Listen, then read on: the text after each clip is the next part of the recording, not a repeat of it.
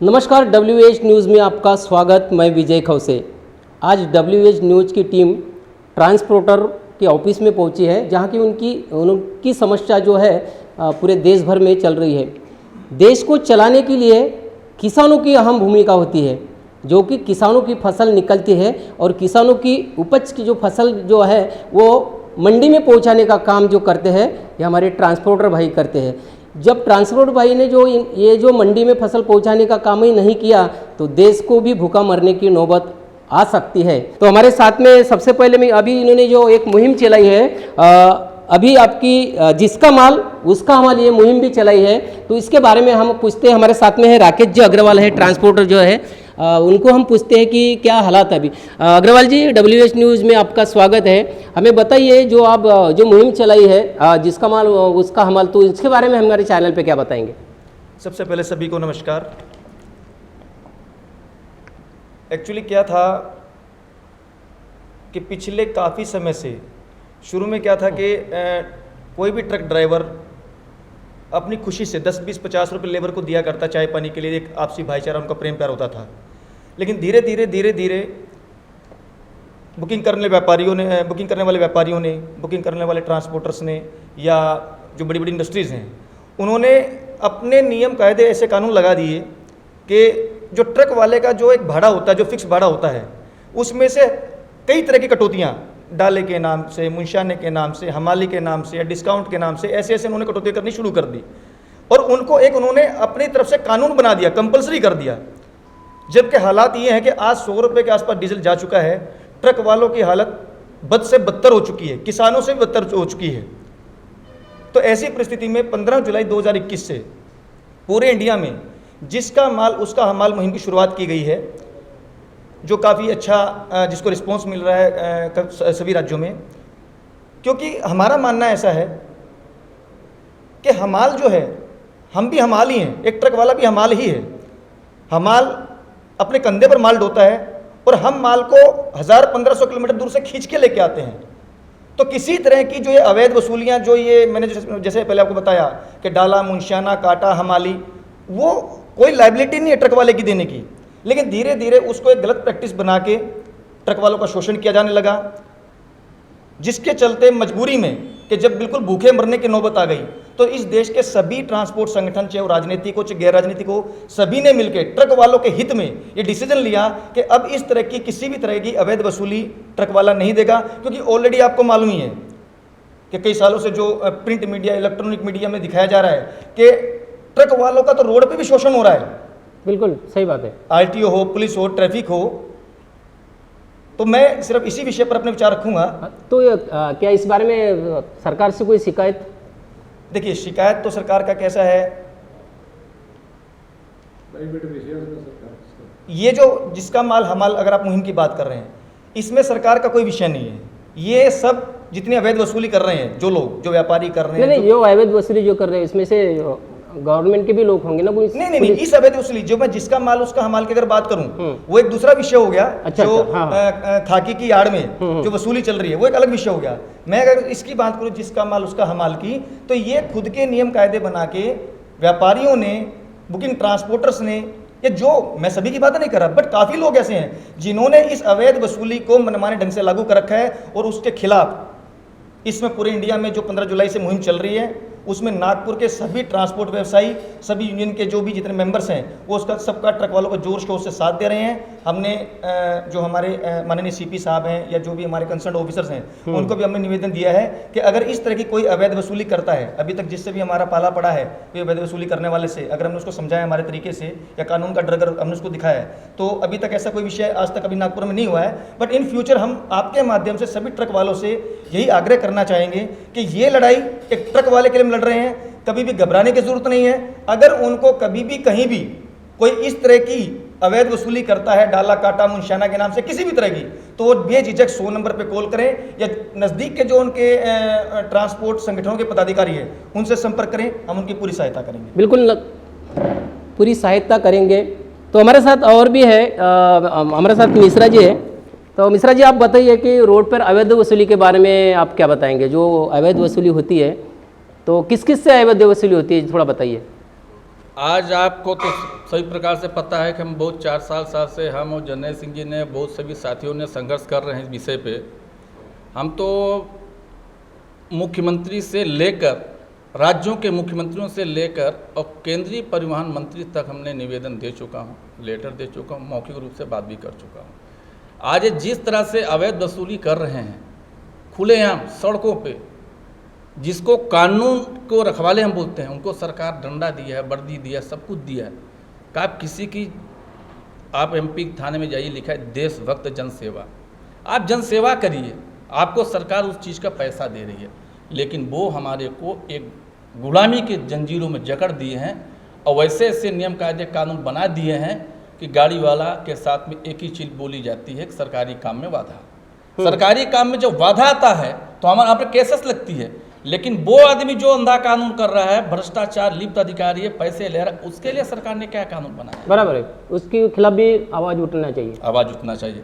बड़े दुख की बात तो यह है, आज हम जहाँ बैठे हैं नागपुर जिला के अंतर्गत, नागपुर जिले के अंतर्गत में आज यहाँ पे देश के हमारे, हम जिसको राजा बोलते हैं, राजाओं के राजा महाराजा, हमारे परिवहन विभाग के महाराजा जी यहाँ बैठे हैं और उनके ही इर्द गिर्द में खुलेआम भ्रष्टाचार हो रहा है, जिसकी जानकारी मौखिक रूप से भी दी है, लिखित में दी है, उसमें कोई कार्रवाई नहीं हो रही है। अभी हम लोगों ने जिसका माल उसका हमाल की मुहिम छेड़ी है, उसमें हम भी साथ दे रहे हैं। भाईचारा राजमार्ग परिवहन सेवक में संस्थापक हूँ, सभी स्टेटों में काम कर रहा हूँ, कोई नागपुर जिले के अंतर्गत काम नहीं कर रहा हूँ। हर बॉर्डर में गया हूँ, एमपी, राजस्थान, पंजाब, हरियाणा, जहाँ का नाम लो, दिल्ली में जंतर मंतर में धरना भी दिया। इसके लिए हमने, हमारे ऊपर केसेस भी लगी, सब कुछ डराया गया, धमकाया गया, लेकिन बंदा पीछे नहीं हटा, क्योंकि हमारे साथ में सभी ट्रक चालक मालक जो इस विषय में लड़ना चाहते हैं वो खड़े हैं और उनकी एक आस है कि विषय खत्म हो। इस विषय को खत्म करने के लिए हमने एक जन आंदोलन की तैयारी किया, सभी ट्रांसपोर्ट संगठनों से मिलकर, चाहे वो क्षेत्रीय हों, जिला स्तर की हों, राष्ट्रीय हों, प्रदेश को हों, सभी से निवेदन कर रहा हूँ, फ़ोन पे संपर्क कर रहा हूँ कि हम तिरंगा यात्रा निकालेंगे, इसी महीने में निकालेंगे, अगस्त के ही महीने में निकालेंगे और हम अपने माननीय महाराजा साहब से मिलेंगे, उनसे रिक्वेस्ट करेंगे, सर हमारा मार्गदर्शन करें, हम क्या करें। आपने खुद बोले हैं कि चंबल के डाकुओं से बड़े डाकू हैं, तो सर डाकुओं की जगह होनी कहाँ चाहिए। हम आपसे एक ही प्रार्थना करते हैं, आपके चैनल के माध्यम से, मीडिया के माध्यम से, अगर हमारा ये हमारे देश के परिवहन मंत्री साहब, परिवहन के राजा महाराजा, वो हमारे दाता हैं, वो सड़क बना के देंगे, हम चलेंगे, और जो नियम कायदे कानून मानेंगे हम मानेंगे, हम कानून के दायरे में रह के काम करेंगे। जो सरकार कानून बनाएगी हम उसका उल्लंघन नहीं करेंगे, अगर हम उल्लंघन करते हैं तो हमारे पर कार्रवाई की जाए। हम ऐसी मांग एमपी के कमिश्नर साहब से किया था, मुख्यमंत्री से किया था। अगर ड्राइवर हमारा गलत तरीके से गाड़ी चला रहा है, ओवरलोड है, अनलोड है, कैसा साइड है, ओवर साइड है, आप जो भी उसकी कम से कम दंड का भुगतान वो भरेगा। जब वो कम से कम दंड का भुगतान आपके दिए गए अनुसार से भरेगा, दोबारा गलती करने की कोशिश नहीं करेगा। निश्चित रूप से आप मिश्रा जी सही बात कहा है कि जो भी नियम है हम उनका फॉलो करेंगे, मगर हमारी जो समस्या है वो छूटनी चाहिए। लेकिन अब तक कई सालों से ट्रांसपोर्टरों की समस्या नहीं छूट रही है। हमारे साथ में एक वरिष्ठ साहब है, जनरल सिंह साहब है हमारे साथ में। हम पूछना चाहेंगे साहब आपसे कि ये जो अवैध वसूली की जो समस्या है ये कैसे हल हो सकती है? अब क्या सरकार को क्या बताएंगे कि ये समस्या कैसे हल होंगी? ये दोनों विषय जो हैं, चाहे वो जिसका माल उसका माल या फिर बॉर्डरों की आरटीओ की अवैध वसूली, दोनों ही रिश्वत है। हमारा मानना है दोनों ही रिश्वत है। ये प्राइवेट सेक्टर की रिश्वत है, वो गवर्नमेंट सेक्टर की रिश्वत है, दोनों ही रिश्वत है। इसको बिल्कुल तत्काल प्रभाव से गवर्नमेंट को इस पे संज्ञान लेना चाहिए और ये रिश्वत बंद करवाना चाहिए। और हम जो अपने प्रधानमंत्री मोदी जी जब से भी प्रधानमंत्री बने हैं तब से वो लाल किला से यही बोलते हैं, रिश्वत खोरों को नहीं बख्शेंगे। लेकिन आज तक हमने ये देखा, हमारा अनुभव ये है कि इस टाइम रिश्वत चरम सीमा पे है। मैं आप मीडिया के माध्यम से ये मोदी तक आवाज़ पहुंच जाए हमारी, तो आपका बहुत धन्यवादी होऊंगा। ये जो है अभी जो कल का भाषण था मोदी का, सुन करके मन को बहुत संतुष्ट हुआ। मोदी जी अपना 2000 जो अपना आ रहा है 22 तक 2022 आएगा ना 2022 तक का जो अभी 25 साल का उन्होंने मिशन रख दिया। लेकिन मैं मोदी जी से ये बोलना चाहता हूं, जब तक इस हिंदुस्तान में ये रोड मास्टर भ्रष्टाचार खत्म नहीं होगा, जब तक आपका कोई भी मिशन पूरा होगा नहीं। आप कुछ भी करो ऊपर बैठे, ये हमको नहीं मालूम ऊपर में आपकी भ्रष्टाचारी खत्म हुई होगी या नहीं होगी। हम छोटे आदमी हैं, हम वहां तक सीमित नहीं है, वहां तक हमारे को ज्ञान नहीं है। लेकिन जो निचला भ्रष्टाचार है ये अभी चरम सीमा पे है, इसका कोई अंत अभी तक नहीं हुआ और कई गुना ही बड़ा ही है, कम नहीं हुआ। नहीं, मोदी जी ने कहा था कि सबका साथ सबका विकास, क्या ये जो नारा दिया था क्या खरा उतरा है आपके हिसाब से? ये हमारा तो विकास ऐसा है कि हमारे तो विकास अभी किसी मोटर मालिक का बैंक अकाउंट चेक कर लिया जाए। अभी तो जो आपने डिजिटल सिस्टम बनाया है, टोटल पैसा बैंक से ही आता है, बैंक से ही जाता है। आप किसी भी मोटर मालिक का बैंक अकाउंट चेक करिए, उसमें कितने आए और उसमें बचत क्या निकली, वो अपने आप आपको समझेगा कि विकास हमारा हो रहा है या हम खत्म हो रहे हैं। क्या मोदी जी विकास कोई नहीं हो रहा। मोदी जी मन की बात करते मगर काम की बात नहीं करता, ऐसा कुछ आपका कहना है? मन की बात करते, लोगों को समझाते हैं वो, पर जो इनके जो नीचे कर्मचारी हैं, जो इनके नीचे का प्रशासन बोलो, वो बिल्कुल नकम्मा हो चुका है। नहीं, सारे मंत्रालय तो मोदी जी ने आपके पास में रखे हैं, क्योंकि बाकी मंत्रालय में वो काम करने नहीं देते, ऐसे लोगों का कहना। अभी जो आप देखेंगे जो पेट्रोलियम मंत्रालय, हर पेट्रोल पंप पे देखा जाए तो मोदी जी का बोर्ड लगता है। बाकायदा कानून के हिसाब पे जो मंत्री, पेट्रोलियम मंत्री, उनका बोर्ड लगना चाहिए, मगर ऐसा नहीं होता। तो फिर उनके मंत्रालय के लोग काम नहीं करना चाहते, बराबर करते। इसके बारे में क्या बोलेंगे? ये तो भाई अब ये तो ऊपर वाली बातें हैं, ये हमारे समझ में नहीं आती। लेकिन जो भी है, जो भी हो रहा है, जो भी हमारे ट्रक महकमे के साथ हो रहा है, बिल्कुल भी नहीं, अच्छा नहीं हो रहा। एक गाड़ी मालिक लोन से गाड़ी लेता है, आज गाड़ी की कीमत क्या है? गाड़ी बनाने जाओ तो 40 लाख रुपए की गाड़ी बनती है, 5 साल का 6 साल का किस्त, 80 से लेकर 90 हज़ार की किस्त होती है। आप इस परिस्थिति में कौन सा मोटर मालिक गाड़ी लेके अपनी किस्त उतार देगा? कहाँ से अपने बच्चे पाल लेगा? जो अभी एक नया फंड आया है, अब आप कुछ लोगों को मालूम है, कुछ को नहीं मालूम होगा। अभी पहले एक सिस्टम था कि जिसकी 10 गाड़ी है वो एक डिक्लेरेशन फार्म बनाओ और उसको जो TDS वगैरह उसका नहीं कटेगा।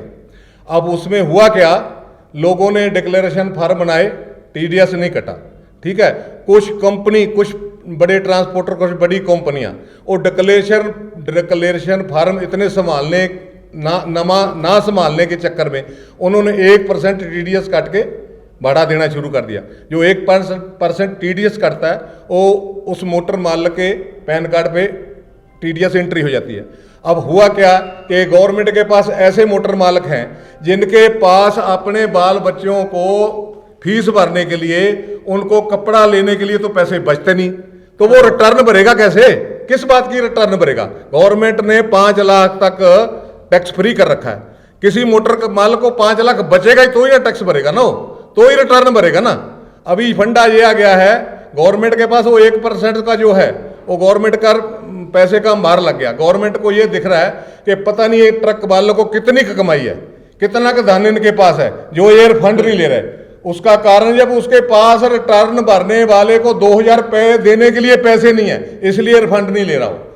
अभी इन्होंने कर दिया 2 साल की रिटर्न दोगे तो आपको TDS नहीं कटेगा, अदरवाइज 5% कटेगा, ठीक है। मैं अपने मोदी जी से, अपने प्रधानमंत्री से, अपने वित्त मंत्री जी से, अपने प्रधानमंत्री जी से पूछ रहा हूं कि एक गाड़ी का 1 साल का कम से कम, मेरे हिसाब से कम 2 से सवा 2 लाख डाला कटता है, और एक गाड़ी वाला कम से कम 3 से 3.5 लाख भ्रष्टाचार में मारा जाता है। उसका जो है भ्रष्टाचारी में पैसा जाता है। अब ये 5.5 लाख रिटर्न में कौन सा कॉलम है जिसमें ये लिखेंगे भाई ये हमारा भाई भ्रष्टाचार में गया, ये हमारा भाई डाले में गया, या तो और रिटर्न के फॉर्म में सिर्फ और गाड़ी मालिक के लिए ऐसा कोई कॉलम बना दे जिसमें हम ये डाल दे भाई ये 3-3.5 लाख भ्रष्टाचार, ये 2.5 लाख डाला हमारा ये इस खर्चे में चला गया। ये तो हमारा कैलकुलेट होता नहीं। पर अभी ऐसा है, कैश तो मिलता नहीं, नहीं। सारा डिजिटल पेमेंट हो रहा है, बैंक में पैसे आ रहे हैं। बैंक में से ये पैसा हम कौन से खाते में, हमारा मोटर मालिक कौन से खाते में बताए, कहाँ बताए, कैसे रिटर्न भरे? हमारे को ये पहले गवर्नमेंट ऐसा कोई फार्मूला बता दे पे आप भाई इस आपके भ्रष्टाचार के पैसे को और इस अपने डाले के पैसे को इस कॉलम में लिख दो। ट्रांसपोर्टरों की एक ही मांग है कि देश का भ्रष्टाचार खत्म हो। उनका कहना है कि जो भी टैक्स है गवर्नमेंट का वो भरने के लिए तैयार है, मगर ऑफिशियली जो भ्रष्टाचार है उसे रोकने की मांग ट्रांसपोर्ट लोगों ने की है। यहाँ के स्थानिक परिवहन मंत्री नितिन जी गडकरी से भी चैनल के माध्यम से यही मांग कर रहे हैं कि भ्रष्टाचारी जो नेता है, उन भ्रष्टाचारी जो अधिकारी है, कुछ नेता भी है, इनके ऊपर लगाम लगाए और ट्रांसपोर्ट क्षेत्र बताए। आज के लिए बस इतना ही, कल फिर मिलेंगे एक विशेष चर्चा के साथ। तो देखते रहिए WH न्यूज़, लाइक करें, सब्सक्राइब करें और तमाम खबरें देखने के लिए www.whnews.in पर भेंट दें। धन्यवाद।